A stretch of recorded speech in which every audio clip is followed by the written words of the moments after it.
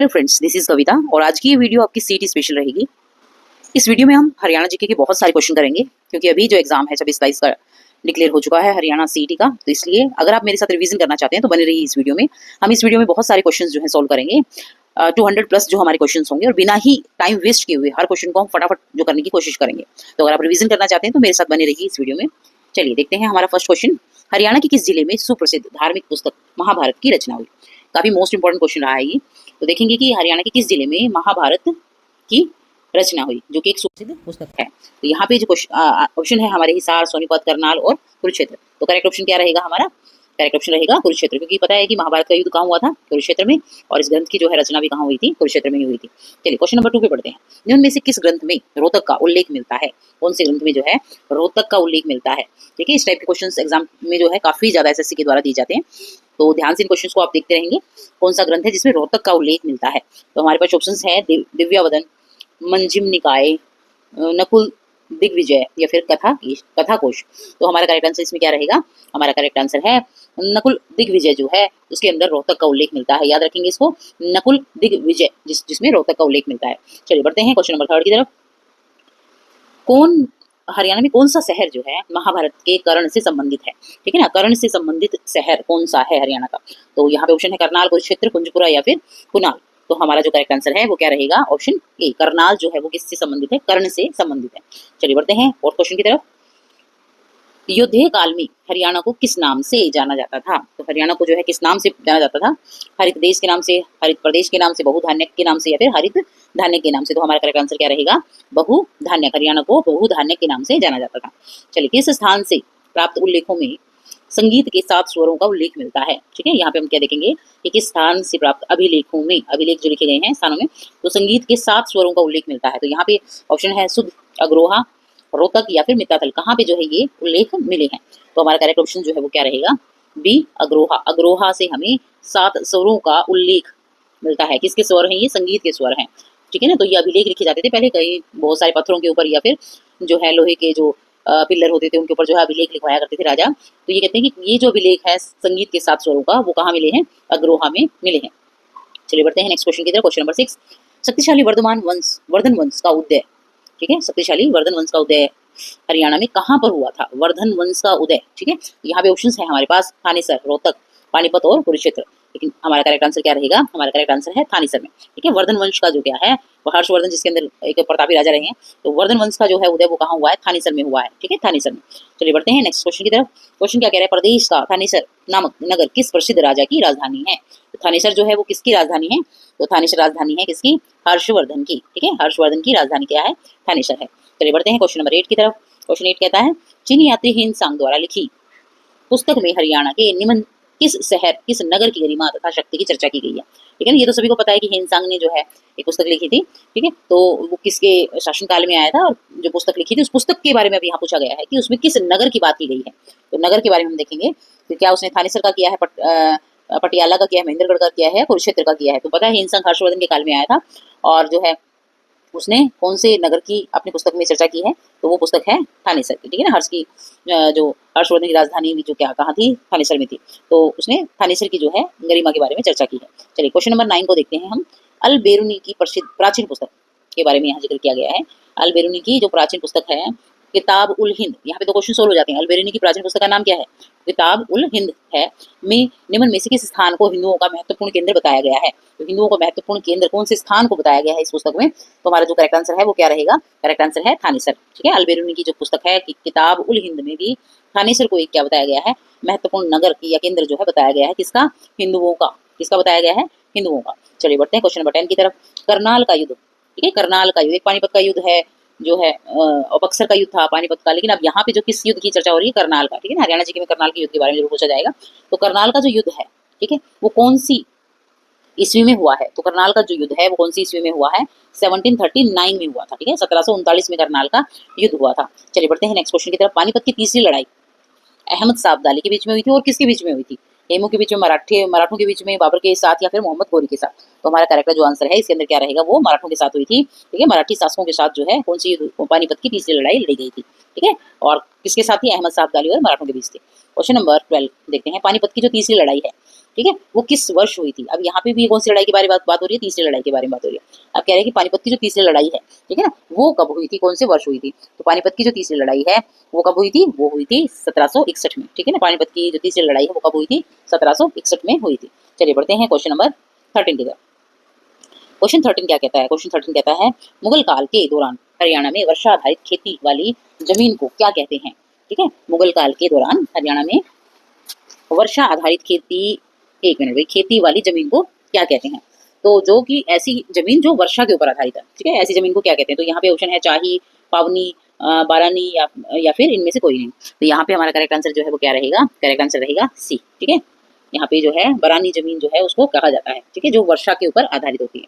चलिए अगला है question number 14। East India company ने निमन संधि के तहत हरियाणा को मराठों से प्राप्त किया था, ठीक है ना। एक संधि की थी मराठों के साथ ईस्ट इंडिया कंपनी ने, ठीक है ना। तो मराठों को जो है किस संधि के, मराठों से किस संधि के तहत हरियाणा को उन्होंने ले लिया था। तो यहाँ पे ऑप्शन है सर्जियन गांव की संधि, राइन की संधि, अम्बाला की संधि या फिर उपरोक्त में से कोई नहीं। हमारा करेक्ट आंसर क्या रहेगा, वो है ऑप्शन ए, सर्जियन गांव की संधि, ठीक है ना। सर्जियन गांव की संधि के तहत जो है उन्होंने हरियाणा को मराठों से ले लिया था। फ्रेंड्स ये काफी ज्यादा आप देख सकते हो इन क्वेश्चन को, मोस्ट इंपॉर्टेंट क्वेश्चन हैं। हम सोचते हैं कि एग्जाम में क्वेश्चन आ कहाँ से रहे हैं, तो अगर आप ये वीडियो देखते हैं तो आपको लगेगा कि इसमें से आपको काफी ज्यादा क्वेश्चन जो है आपके एग्जाम में मिलेंगे। ध्यान से अगर आप इस वीडियो को देखते हैं तो काफी ज्यादा आपके लिए यूजफुल वीडियो होने वाली है। क्वेश्चन नंबर 15 देखेंगे। हरियाणा में सन 1857 की क्रांति कहाँ से शुरू हुई, ठीक है। हरियाणा में जो है 1857 की जो क्रांति है वो कहाँ से शुरू हुई थी। तो यहाँ पे ऑप्शन है हमारे फरूखनगर से, अम्बाला छावनी से या फिर नारनौल से या फिर हिसार से। कहाँ से वो स्टार्ट हुई थी, तो हमारा करेक्ट जो ऑप्शन है वो रहेगा अम्बाला। अम्बाला छावनी से स्टार्ट हुई थी, है ना, मंगल पांडे ने विद्रोह जो किया था, तो अम्बाला छावनी से ये स्टार्ट हुई थी। चलिए बढ़ते हैं नेक्स्ट क्वेश्चन की तरफ। क्वेश्चन नंबर 16 कहता है क्वेश्चन 1857 के आंदोलन के समय विलियम फोर्ड कहाँ का कलेक्टर था, ठीक है ना। विलियम फोर्ड जो है वो कहाँ का कलेक्टर था 1857 के आंदोलन के समय। ऑप्शन है अम्बाला, रोहतक, गुरुग्राम या फिर हिसार। तो करेक्ट जो ऑप्शन है वो हमारा क्या रहेगा, वो गुरुग्राम का कलेक्टर था। कौन था, विलियम फोर्ड जो है गुरुग्राम का कलेक्टर था। चलिए बढ़ते हैं क्वेश्चन नंबर 17 की तरफ। 17 क्या कहता है, बल्लभगढ़ के अंतिम राजा का नाम बताना है। बल्लभगढ़ के कौन से राजा का नाम बताना है, अंतिम राजा का नाम बताइए, जो जिसने क्या किया था 1857 के स्वतंत्रता संग्राम के में शहीद जो हुआ था। 1857 के स्वतंत्रता संग्राम में जो शहीद हुआ था। तो ऑप्शन है नाहर सिंह है, नहीं बिल्कुल नहीं, रेवाड़ी का था। विजय सिंह है, प्रताप सिंह है या फिर मेहर सिंह है। तो हमारा जो करेक्ट आंसर है वो क्या रहेगा, वो क्या रहेगा, वो रहेगा हमारा, एक मिनट भाई, नाहर सिंह ही रहेगा भाई, बल्लभगढ़ का जो अंतिम राजा है, ठीक है। यहाँ पे नाहर सिंह को दिया गया है। तो इस क्वेश्चन को एक बार फिर से मैं जो आपके सामने रिपीट करूंगी इस क्वेश्चन को, एक मिनट। तो ये क्वेश्चन जो है वो बिल्कुल ठीक है भाई, नाहर सिंह जो है बल्लभगढ़ का अंतिम राजा था, ठीक है। रेवाड़ी का जो राजा है वो राव तुलाराम जो है रेवाड़ी का राजा रहा है, किस दौरान, 1857 की क्रांति के दौरान। तो यहाँ पे जो है नाहर सिंह स्टेडियम रेवाड़ी में जरूर है, लेकिन नाहर सिंह जो है बल्लभगढ़ का राजा था, अंतिम शासक था 1857 की क्रांति में। चलिए बढ़ते हैं नेक्स्ट क्वेश्चन की तरफ। 1857 की क्रांति के समय विभिन्न क्षेत्रों के नेतृत्वकर्ताओं को उनके क्षेत्रों से सम्मिलित कीजिए, ठीक है। तो यहाँ पे हमारे पास सूची है, सूची 1 और सूची 2 यहाँ पे दे रखा है। पानीपत, इमाम अली कलंदर, रोहतक के साथ यहाँ दे रखा है, या ऑप्शन हम सीधे यहीं से पढ़ लेते। पहला है पानीपत, रोहतक, हिसार, अम्बाला, और यहाँ पे नेतृत्वकर्ता की है इमाम अली कलंदर, बिसारत अली, मोहम्मद आजिम, और फोर्थ जो है वो है मोहन सिंह। तो यहाँ पे जो नीचे हमारे पास ऑप्शन दिए गए हैं कि ऑप्शन कौन सा हमारा करेक्ट रहेगा। तो यहाँ पे जो क्वेश्चन 18 का जो ऑप्शन है वो हमारा रहेगा, पानीपत का जो राजा है वो कौन है, नेतृत्वकर्ता जो है वो कौन था, इमाम अली कलंदरी था। रोहतक का बिसारत अली था, हिसार का मोहम्मद आजिम था, और अम्बाला का मोहन सिंह था। तो ये नेतृत्व करता थे किसके, 1857 की क्रांति के दौरान, ठीक है। तो इनको ये बिल्कुल एज इट इज है, तो इसलिए हमारा जो ऑप्शन है वो ऑप्शन ए करेक्ट रहेगा, ठीक है। 1 2 3 4 बिल्कुल करेक्ट जो है ये दे रखे हैं यहाँ पे। तो एक बार फिर से अगर आप देखना चाहते हो तो फिर से आप देख लीजिए। पानीपत का जो है नेतृत्वकर्ता कौन था, इमाम अली कलंदर। रोहतक का बिसारत अली, हिसार का मोहम्मद आजिम, और अम्बाला का मोहम्मद मोहन सिंह। चलिए बढ़ते हैं नेक्स्ट क्वेश्चन की तरफ। 6 अप्रैल 1919 को रोलेक्ट एक्ट, ठीक है, के विरोध में किस जिले में एक बड़ी कॉन्फ्रेंस हुई थी। रोलेक्ट एक्ट जो है कब आया था, 1919 में आया हुआ था। तो इस दौरान जो है उसका जब विरोध किया गया था, काले झंडे उसको दिखाए गए थे, तो जो एक बड़ी कॉन्फ्रेंस हुई थी वो कहाँ हुई थी, वो रोहतक में हुई थी, अम्बाला में हुई थी, या सोनीपत में, या फिर पानीपत में हुई थी। तो वो करेक्ट आंसर हमारा क्या रहेगा, वो हुई थी रोहतक में, ठीक है ना। एक बड़ी सी कॉन्फ्रेंस जो है इसके विरोध में रोहतक में हुई थी। चलिए बढ़ते हैं क्वेश्चन नंबर 20। वर्ष 1919 में सर्वप्रथम रोलेक्ट एक्ट का विरोध कहाँ हुआ था, ठीक है ना। सबसे पहले, अब जो बड़ी कॉन्फ्रेंस है वो तो रोहतक में हुई थी, लेकिन यहाँ पे रोलेक्ट एक्ट का विरोध कहाँ हुआ था, तो विरोध जो है वो कहाँ हुआ था, वो अम्बाला में हुआ था, ठीक है ना। रोलेक्ट एक्ट का विरोध जो है सबसे पहले कहाँ हुआ था, अम्बाला में हुआ था। चलिए बढ़ते हैं अगले क्वेश्चन की तरफ। असहयोग आंदोलन के दौरान हरियाणा में किसने राय बहादुरी का पद छोड़ा था? ठीक है, राय बहादुरी का पद छोड़ा था जब क्या चलाया था, आंदोलन चला था, असहयोग आंदोलन। तो यहाँ पे हमारे पास जो है ऑप्शंस दे रखे हैं 4, इनमें से हमारा जो करेक्ट ऑप्शन है वो क्या है, लाला मुरलीधर ने। ठीक है ना, उनको राय बहादुर का जो है पद मिला था, लेकिन उन्होंने लाला मुरलीधर ने अपना जो ये पद है वो क्या किया था, वो त्याग दिया था। तो लाला मुरलीधर रहेंगे, हरियाणा में इन्होंने छोड़ा था। ठीक है, नेक्स्ट क्वेश्चन की तरफ देखते हैं, क्वेश्चन नंबर 22। क्वेश्चन 22 कहता है जमींदारी लीग की स्थापना किसने की?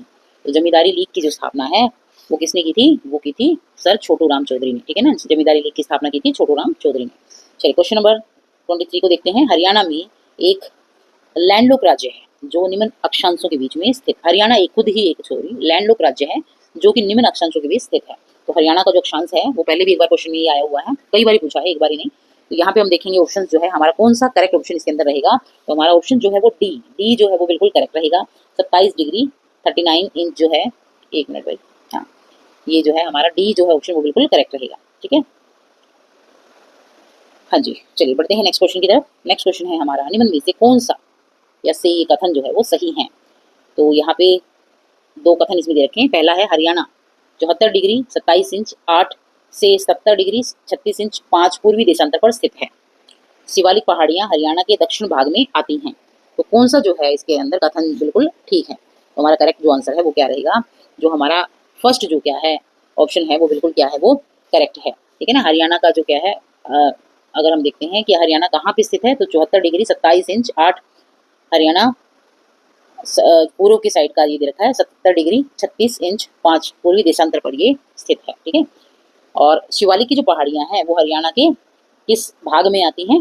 तो ये जो पहाड़ियां हैं वो दक्षिण भाग में नहीं आती, ये कहाँ आती हैं, ये आती हैं उत्तर पूर्वी भाग में आती हैं, जहाँ पे जैसे पंचकुला, अंबाला, यमुनानगर के जिलों में जो ये फैली हुई हैं। तो ये ऑप्शन जो है हमारा बिल्कुल गलत है। शिवालिक की पहाड़ियां कहाँ आती हैं, ये उत्तर पूर्व की साइड जो है वो हरियाणा में आती है। बढ़ते हैं नेक्स्ट क्वेश्चन की तरफ।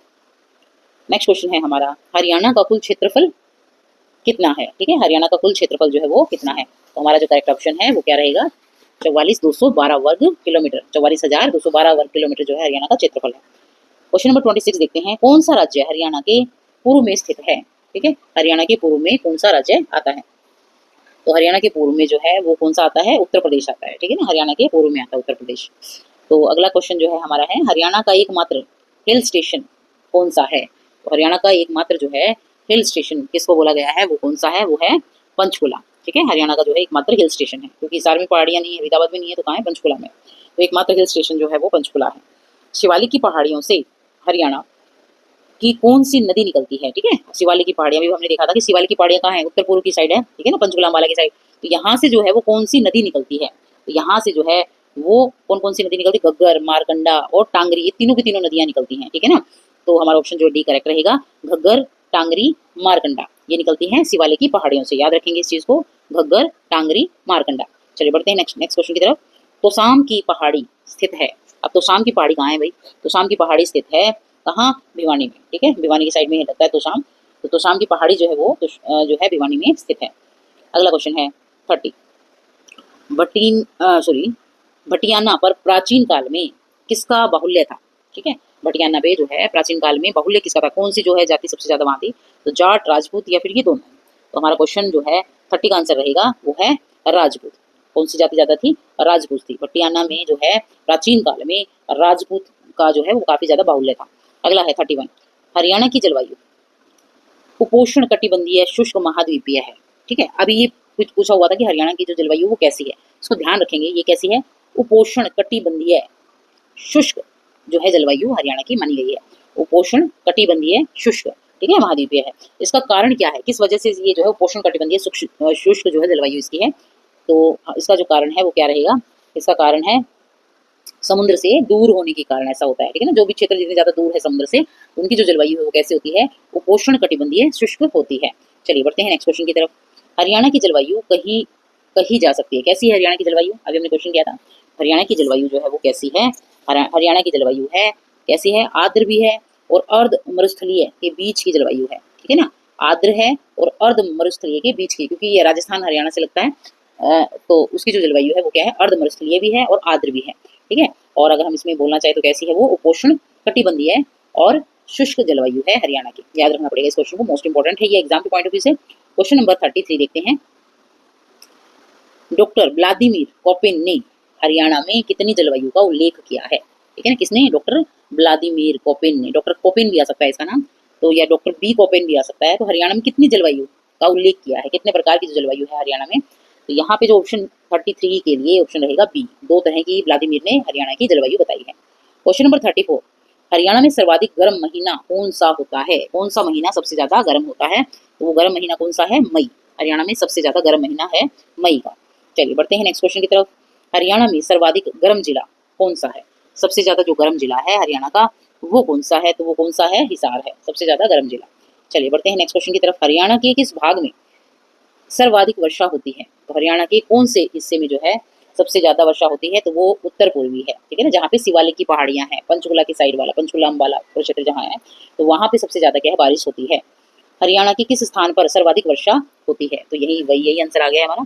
तो यहाँ दे रखा है कि पंचकुला की कालका में होती है, यमुनानगर के छछरौली में होती है, कुरुक्षेत्र में के भानेसर में होती है, यमुनानगर के जगाधरी में होती है। सारे के सारे उत्तर पूर्वी जो हमारे क्या है जो डिस्ट्रिक्ट हैं, तो कौन से जो जगह पर जो ज्यादा सबसे ज्यादा सर्वाधिक वर्षा होती है? तो हमारा आंसर रहेगा इसका ऑप्शन बी, यमुनानगर के छछरौली में। ठीक है, यमुनानगर के छछरौली में जो क्या है सबसे ज्यादा बारिश होती है हरियाणा में। नेक्स्ट है क्वेश्चन नंबर 38, हरियाणा में शीतकाल में औसतन तापमान कितना रहता है? ठीक है ना, औसतन तापमान जो है शीतकाल का वो कितना रहता है? तो वो रहता है 12 डिग्री सेल्सियस। हरियाणा में शीतकाल में औसतन तापमान जो है वो 12 डिग्री सेल्सियस रहता है। चलिए क्वेश्चन नंबर 39 देखते हैं। हरियाणा का सबसे शुष्क क्षेत्र कौन सा है? ठीक है ना, सबसे ज्यादा जो शुष्क क्षेत्र है हरियाणा का वो कौन सा है? तो वो रहता है महेंद्रगढ़। ठीक है ना, महेंद्रगढ़ जो है हरियाणा का सबसे ज्यादा शुष्क क्षेत्र है जो हरियाणा के दक्षिण की साइड पड़ता है। चलिए, किस प्रकार की मृदा को हरियाणा में रोसली भी कहा जाता है? रोसली, कौन सी मृदा को रोसली कहा जाता है? तो इसका जो करेक्ट आंसर है वो रहेगा हल्की मृदा को। हरियाणा की हल्की मृदा जो होती है उसको रोसली मृदा कहा जाता है। क्वेश्चन नंबर 41, इसमें सम्मिलित करना है हमें। ऑप्शन देखते हैं इसमें। ऑप्शन रहेंगे इसके, सामान्यतः भारी मृदा, बहुत भारी मृदा, ठीक है, और मध्य मृदा या फिर हल्की मृदा। और इधर सूची 2 में दे रखे हैं बालू की प्रधानता, सुप्रवाहित व उपजाऊ, याकायुक्त, सिल्ट या फिर सिल्ट युक्त। ठीक है, तो इनको हमें क्या करना है? सम्मिलित करना है। तो यहाँ पे जो ऑप्शन है, ऑप्शन ए इसका जो है क्या है? करेक्ट आंसर रहेगा। ठीक है, ऑप्शन ए जो है वो क्या रहेगा इसका? सॉरी, ऑप्शन सी जो है वो क्या रहेगा इसका? करेक्ट आंसर रहेगा। ठीक है ना, ये जो पहला जो है वो किससे जो है मैच करेगा? यहाँ पे देखते हैं। सामान्य भारी मृदा जो है वो सिल्ट युक्त होती है। कैसी होती है? सिल्ट युक्त होती है। बहुत भारी मृदा जो है वो याका युक्त होती है। मध्य मृदा जो है वो कैसी होती है? वो सुप्रवाहित और उपजाऊ होती है। और हल्की मृदा जो है वो क्या होती है? जिसमें बालू की प्रधानता होती है। ठीक है ना, तो ये हमारे इसके करेक्ट ऑप्शन रहेंगे। चलिए बढ़ते हैं नेक्स्ट क्वेश्चन की तरफ। 42 क्वेश्चन कहता है, निम्न में से कौन सी मृदा को हरियाणा में घर एवं कंधी कहा जाता है? ठीक है ना, क्या कहा जाता है? घर एवं कंधी कहा जाता है। तो यहाँ पे ऑप्शन है हमारे शिवालिक की मृदाएं। कौन सी मृदा को हरियाणा में घर और कंधी कहा जाता है? तो यहाँ है शिवालिक की मृदाएं, गिरिपादीय मृदाएं, चट्टानी तल की मृदाएं, या फिर सारी की सारी ये उपरोक्त मृदाएं जो है वो उनको बोला जाता है। तो हमारा जो करेक्ट आंसर है वो क्या रहेगा? वो है आंसर बी, गिरिपादीय मृदा जो है उसको घर और कंधी मृदा जो है वो कहा जाता है, वो है गिरिपादीय मृदा। चलिए बढ़ते हैं क्वेश्चन नंबर 43 की तरफ। 43 क्वेश्चन क्या कहता है, हरियाणा में सदा बहने वाली नदी निम्न में से कौन सी है? तो हरियाणा में सदा बहने वाली जो नदी है, ठीक है, वो कौन सी नदी है? वो नदी है यमुना नदी। यमुना नदी जो है वो सदा बहने वाली नदी है। ठीक है, चलिए बढ़ते हैं नेक्स्ट क्वेश्चन की तरफ। यमुना नदी हरियाणा की निम्न में से किस जिले की सीमा को नहीं छूती है? तो यमुना नदी जो है वो किस जिले को नहीं छूती है? यहाँ देखेंगे हम, अम्बाला, करनाल, पानीपत या फिर यमुनानगर। तो यमुनानगर को तो छूती है ही, ठीक है, नहीं छूती है हमें वो जिला बताना है। तो करनाल को भी छूती है ये, ठीक है, पानीपत को भी छूती है, लेकिन अम्बाला को जो है यमुना नदी वो नहीं छूती है। चलिए क्वेश्चन नंबर 45 देखते हैं। आदि बद्री का संबंध किस पवित्र नदी से माना जाता है? अब आदि बद्री का जो संबंध है वो माना जाता है इससे, सरस्वती नदी से। आदि बद्री का जो संबंध है वो सरस्वती नदी से माना जाता है। हरियाणा की प्रमुख नदियाँ कौन कौन सी हैं? हरियाणा की जो प्रमुख नदियाँ हैं वो कौन सी हैं? वो यमुना तो है ही, साथ में घग्गर भी है। तो हरियाणा की जो प्रमुख नदियाँ हैं वो है यमुना और घग्गर। चलिए, मारकंडा नदी की महत्वपूर्ण सहायक नदी कौन सी है? तो मारकंडा की जो है महत्वपूर्ण सहायक नदी वो कौन सी है? मारकंडा की टांगरी है। ठीक है ना, टांगरी नदी जो क्या है वो महत्वपूर्ण सहायक नदी है। चलिए नेक्स्ट क्वेश्चन पे देखते हैं। बड़खल झील किस जिले में स्थित है? तो बड़खल झील जो है वो स्थित है फरीदाबाद में। कहाँ है बड़खल झील? फरीदाबाद में। क्वेश्चन तो बनता ही है झील के ऊपर भी भाई, कि कौन सी झील कहाँ है वो स्थित है। तो झील जो है सारी एक बार अच्छे से उनको देख लेना। तो बड़खल झील जो है वो कहाँ है? फरीदाबाद में है।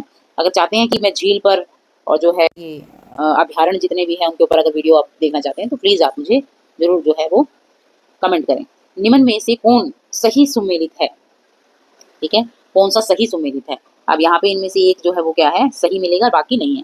अब पता है हमें भिंडावास जो है वो कहाँ है, भिंडावास कापड़वास जो ये झज्जर में है, तो ये वाला जो है वो क्या है, ये भी गलत है। ठीक है, अगला जो है दमदमा झील, ये भी सिरसा, दमदमा झील, एक मिनट भाई, तो दमदमा झील है, ये भी जो है सिरसा में नहीं है बिल्कुल। ठीक है, उसके बाद ब्रह्म सरोवर जो है वो कहाँ, वो भी रोहतक में नहीं है। ठीक है, तो नेक्स्ट जो है यहाँ ये कहता है बड़खल झील, बड़खल बिल्कुल ये कहाँ है, फरीदाबाद में है। तो करेक्ट जो आंसर है वो हमारा क्या रहेगा, सिर्फ सुमेलित क्या है, बड़खल झील जो है वो कहाँ है, फरीदाबाद में है। क्वेश्चन 50 देखते हैं। क्वेश्चन 50 कहता है हरियाणा के करनाल में प्रसिद्ध झील का क्या नाम है? तो हरियाणा की जो करनाल में सबसे प्रसिद्ध जो झील है उसका नाम क्या है? उसका नाम कर्ण झील है, क्योंकि करनाल जो है वो कर्ण से क्या है, लिंक करता है। ठीक है, तो कर्ण झील उसकी वहाँ जो है वो क्या है, सबसे प्रसिद्ध झील है। ब्लू बर्ड झील वो कहाँ पे स्थित है? तो ब्लू बर्ड झील जो है वो कहाँ स्थित है भाई? हिसार, फरीदाबाद में है, फतेहाबाद में है, हिसार में, या फिर जींद में है। तो ये जो झील है वो हिसार में स्थित है। ठीक है, ब्लू बर्ड झील जो है हिसार में है। हरियाणा की सबसे पुरानी नहर कौन सी है? तो हरियाणा की सबसे पुरानी जो नहर है वो है पश्चिमी यमुना नहर। ठीक है, चलिए नेक्स्ट क्वेश्चन देखते हैं 53। पश्चिमी यमुना नहर किस स्थान से यमुना नदी से निकाली गई है? तो पश्चिमी जो यमुना नहर है वो यमुना नदी से कहाँ पे, ताजेवाला से निकली है। पश्चिमी यमुना नहर ताजेवाला से निकाली गई है। नेक्स्ट क्वेश्चन देखते हैं। यमुना नदी से ओखला बैराज से कौन सी नहर निकाली गई है?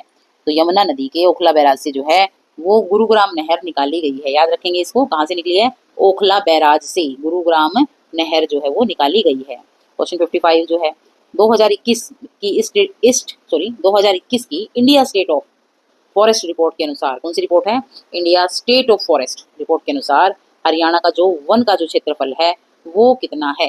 तो जो वन का क्षेत्रफल है हरियाणा का वो है 1603 वर्ग किलोमीटर। ठीक है ना, कौन सी रिपोर्ट के अनुसार, इंडिया स्टेट ऑफ फॉरेस्ट की रिपोर्ट के अनुसार, जो कब बनाई गई थी रिपोर्ट, 2021 में, 1603 वर्ग किलोमीटर।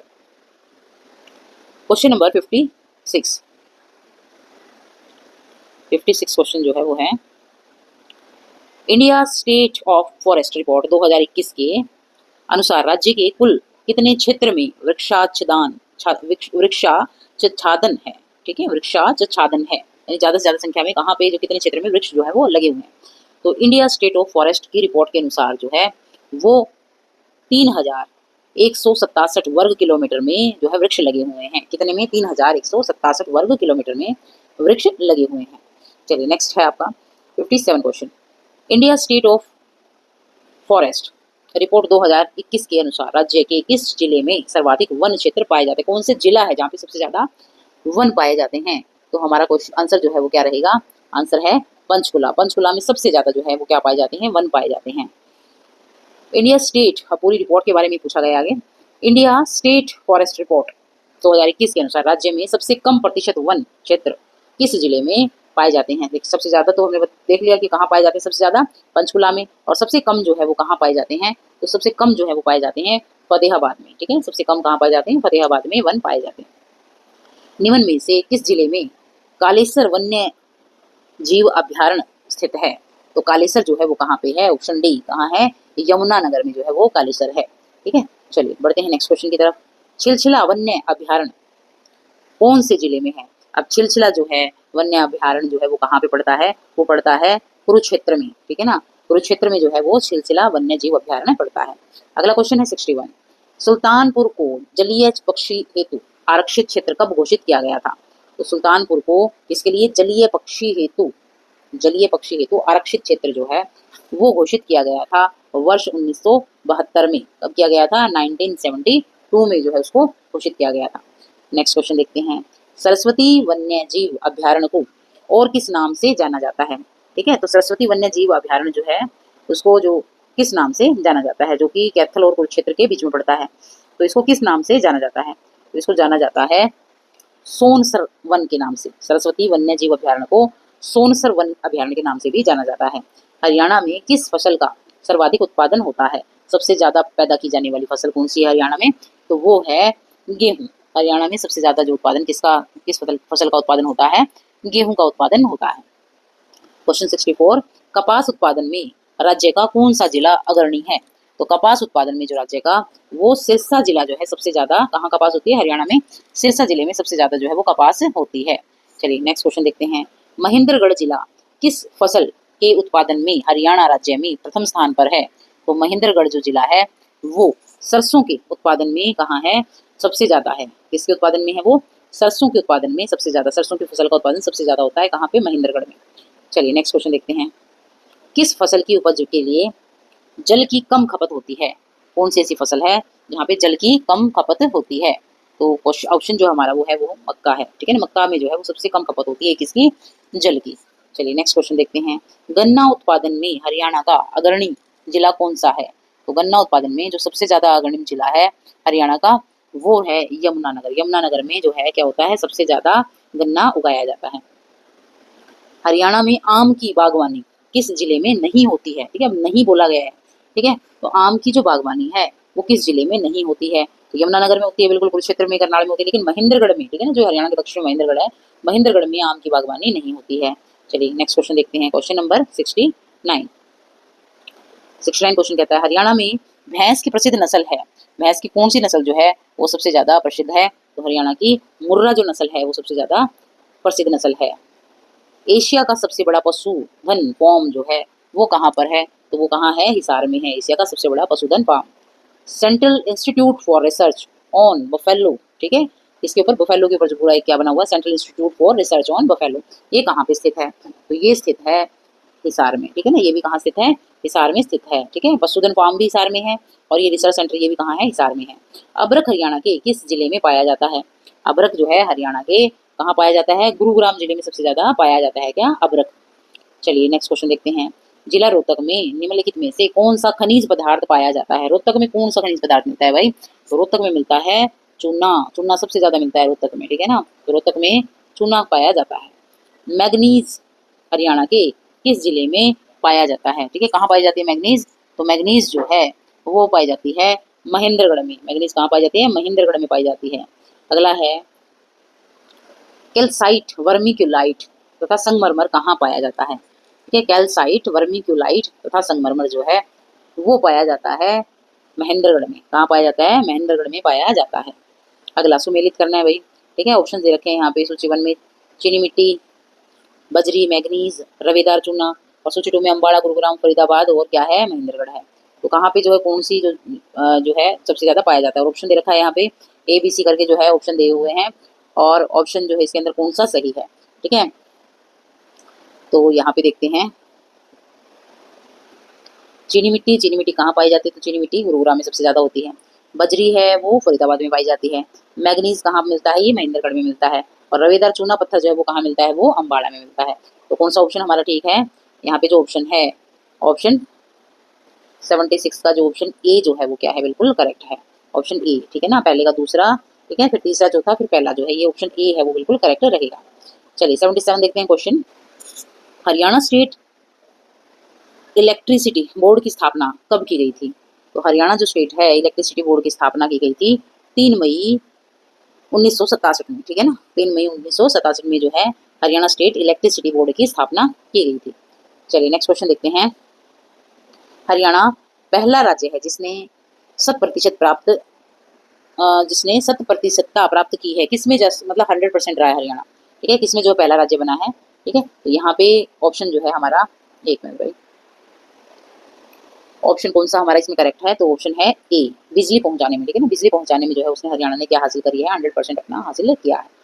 नेक्स्ट क्वेश्चन देखते हैं। हरियाणा सरकार द्वारा विद्युत विनियंत्रक आयोग की स्थापना कब की गई है? हरियाणा सरकार ने किसकी स्थापना करी है? विद्युत विनियंत्रक आयोग की स्थापना करी है। तो ये स्थापना जो हरियाणा सरकार ने कब करी है? ये स्थापना करी है वर्ष 1998 में, ठीक है। चलिए क्वेश्चन देखते हैं हमारा, क्वेश्चन नंबर 80। क्वेश्चन 80 क्या कहता है? हरियाणा के किस जिले में 1200 मेगावाट पर का Rajiv Gandhi thermal power project स्थित है? तो हरियाणा के किस जिले में जो है कहता है 1200 मेगावाट का Rajiv Gandhi thermal power project, इसको याद रखेंगे, Rajiv Gandhi thermal power project जो है वो कहाँ स्थित है, तो Rajiv Gandhi thermal power project Hisar में स्थित है। एक ऐसी क्वेश्चन जो है हम देखेंगे, इंदिरा गांधी सुपर तापीय विद्युत परियोजना की क्षमता कितनी है। इंदिरा गांधी जो एक सुपर तापीय विद्युत परियोजना है उसकी क्षमता कितनी पूछी गई है, तो उसकी क्षमता है 1500 मेगावाट। कितनी है, 1500 मेगावाट है। ककरोई सूक्ष्म जल विद्युत परियोजना की क्षमता कितनी है, ककरोई की क्षमता कितनी है भाई, ककरोई सूक्ष्म जल विद्युत परियोजना उसकी जो क्षमता है वो है 100 किलोवाट। 83 क्वेश्चन देखेंगे, फिर से सुमेलित करना है। यहाँ पे क्वेश्चन दे रखे हैं, दीनबंधु छोटू राम तापीय विद्युत परियोजना, राजीव गांधी तापीय विद्युत परियोजना और इंदिरा गांधी सुपर तापीय परियोजना, ठीक है ना, झज्जर हिसार और यमुनानगर दे रखा है। और यहाँ पे जो ऑप्शन है, ठीक है, ऑप्शन दे रखे हैं इसके अंदर 2-1-3 या फिर 1-3-2 या फिर 3-2-1 या फिर 2-3-1, ठीक है। तो यहाँ पे जो हमारे जो ऑप्शन है वो क्या रहेगा, दीनबंधु तापीय विद्युत परियोजना, ये परियोजना है यमुनानगर में, ठीक है। और राजीव गांधी तापीय विद्युत परियोजना ये कहाँ है, अभी हमने देखा था हिसार में है। इंदिरा गांधी सुपर तापीय परियोजना, ठीक है, ये कहाँ पे है, ये है झज्जर, ठीक है ना, याद रखेंगे इसको, इंदिरा गांधी का है झज्जर में। और दीनबंधु छोटू राम तापीय विद्युत परियोजना यमुनानगर में है। और राजीव गांधी जो तापीय विद्युत परियोजना वो कहाँ है, हिसार में है, ठीक है। तो ऑप्शन जो है हमारा सी इसमें करेक्ट रहेगा।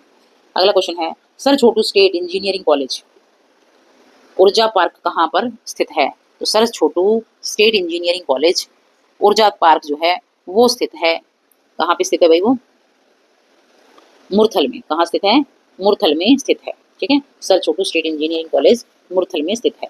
85 क्वेश्चन देखते हैं, हरियाणा में कौन सा क्षेत्र प्रसिद्ध है, हरियाणा में कौन सा क्षेत्र जो है वो प्रसिद्ध है, जूट, सूचना, खाद्य प्रसंस्करण या फिर ऑटोमोबाइल वाला, कौन सा क्षेत्र जो हरियाणा में सबसे ज्यादा प्रसिद्ध है, तो हरियाणा का जो ऑटोमोबाइल का जो क्षेत्र है वो सबसे ज्यादा क्या है, प्रसिद्ध है। हरियाणा किसके उत्पादन में प्रथम स्थान पर है, तो हरियाणा जो है वो ट्रैक्टर के उत्पादन में प्रथम स्थान पर है, ठीक है। नेक्स्ट क्वेश्चन देखते हैं, गुरुग्राम में सबसे प्राचीन उद्योगों में किसका निर्माण हुआ है, तो गुरुग्राम में सबसे जो प्राचीन उद्योग, पुराना जो उद्योग है उसमें कार का निर्माण हुआ है। निम्न में से हरियाणा का कौन सा बोर्ड खादी उद्योगों के विकास में सहायता करता है, तो खादी उद्योग के विकास में सहायता कौन सा करेगा, हरियाणा खादी एवं ग्रामीण उद्योग बोर्ड, कौन सा, खादी और ग्रामीण उद्योग बोर्ड। चलिए नेक्स्ट क्वेश्चन देखते हैं 89 पे, बेल्ट पेपर मिल एशिया की सबसे बड़ी पेपर मिल है, यह हरियाणा में कहाँ स्थित है, तो बेल्ट पेपर मिल जो है पूरे एशिया की सबसे बड़ी जो है वो क्या है, मिल है। तो ये जो मिल है वो कहाँ पे स्थित है, ये मिल जो स्थित है वो है यमुनानगर में। बेल्ट पेपर मिल कहाँ है, यमुनानगर में है। चलिए, हरियाणा के किस जिले में सरस्वती शुगर मिल है, ठीक है ना, तो शुगर मिल जो है वो कहाँ है, सबसे ज्यादा गन्ना कहाँ होता है हरियाणा में, सबसे ज्यादा गन्ना जो है यमुनानगर में होता है। और जो शुगर मिल है फिर वो कहाँ होगी, तो वो भी कहाँ है, यमुनानगर में है। चलिए क्वेश्चन नंबर 91 देखते हैं। क्वेश्चन 91 कहता है, वैज्ञानिक उपकरणों के अत्यधिक उत्पादन के कारण कौन सा शहर साइंस सिटी, अब साइंस सिटी के नाम से जो जाना जाता है वो कौन सा शहर है, तो वो शहर है अम्बाला, ठीक है ना। साइंस सिटी के नाम से कौन सा शहर जाना जाता है, वो अम्बाला जाना जाता है। अगला देखेंगे, सोनीपत शहर किस उद्योग के लिए प्रसिद्ध है, सोनीपत शहर जो है वो कौन से के लिए, साइकिल के लिए, साइकिल और सोनीपत आप ऐसे कर लीजिए, ठीक है। तो सोनीपत साइकिल उद्योग के लिए प्रसिद्ध है।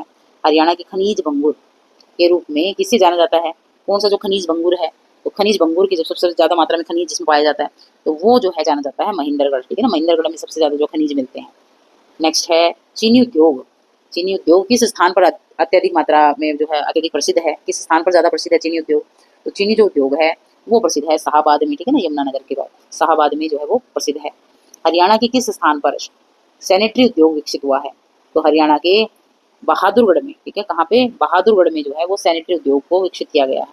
चलिए, फरीदाबाद में कौन सी फैक्ट्री अवस्थित है, फरीदाबाद में कौन सी फैक्ट्री है भाई, तो फरीदाबाद में है रबर टायर की भी है, ट्रैक्टर की भी है, रेफ्रिजरेटर की भी है, लगभग जो है फैक्ट्रीज जो है फरीदाबाद में लगी हुई है। तो ये सारी की सारी फैक्ट्री फरीदाबाद में है, रबड़ की, ट्रैक्टर की, रेफ्रिजरेटर की, यमुनानगर में, सॉरी फरीदाबाद में, कहाँ है ये, फरीदाबाद में। हरियाणा में नई औद्योगिक नीति कब घोषित की गई थी, तो हरियाणा में नई औद्योगिक नीति जो है वो घोषित की गई थी, वो की गई थी 1 जनवरी 2011 को, ठीक है, इसको याद रखना है, लेटेस्ट है, 1 जनवरी 2011 को हरियाणा में नई औद्योगिक नीति को घोषित किया गया था। हरियाणा में पक्की सड़कों की सबसे ज्यादा लंबाई किस जिले में है, तो हरियाणा में कहाँ है पक्की सड़कों की सबसे ज्यादा लंबाई, तो वो है कहाँ, भिवानी में, भिवानी में पक्की सड़कों की सबसे ज्यादा लंबाई स्थित है। चलिए क्वेश्चन नंबर देखते हैं 99, हरियाणा में राष्ट्रीय राज्य मार्ग की कुल लंबाई कितनी है, तो हरियाणा में राष्ट्रीय मार्ग की जो है, राष्ट्रीय राज्य मार्ग की लंबाई जो है वो कितनी है, वो है 3061 किलोमीटर। कितनी है राष्ट्रीय राज्य मार्ग की लंबाई? 3061 किलोमीटर। धारूहेड़ा औद्योगिक क्षेत्र किस राज्य मार्ग पर स्थित है? धारूहेड़ा जो है वो कौन से राज्य मार्ग पर स्थित है? वो स्थित है भाई दिल्ली जयपुर मार्ग पर। कहाँ स्थित है? दिल्ली जयपुर मार्ग पर स्थित है धारूहेड़ा। चलिए फ्रेंड्स, ये इसके हो गए हैं आपके 100 क्वेश्चन। अगर आप चाह रहे हैं कि मैं नेक्स्ट 100 क्वेश्चन भी आपके लिए मैं लेकर आऊँ तो प्लीज़ मेरे को कमेंट जरूर कीजिए और मेरी वीडियो को लाइक कीजिए और सब्सक्राइब कीजिए मेरे चैनल को, ताकि मैं नेक्स्ट जो है 100 क्वेश्चन आपके लिए लेकर आऊँ। और आपको कितने ज़्यादा इंपॉर्टेंट ये क्वेश्चन लगे ठीक है आपके एग्जाम के पॉइंट ऑफ व्यू से, तो ये भी आप कमेंट जरूर कीजिए। Thank you for watching this video.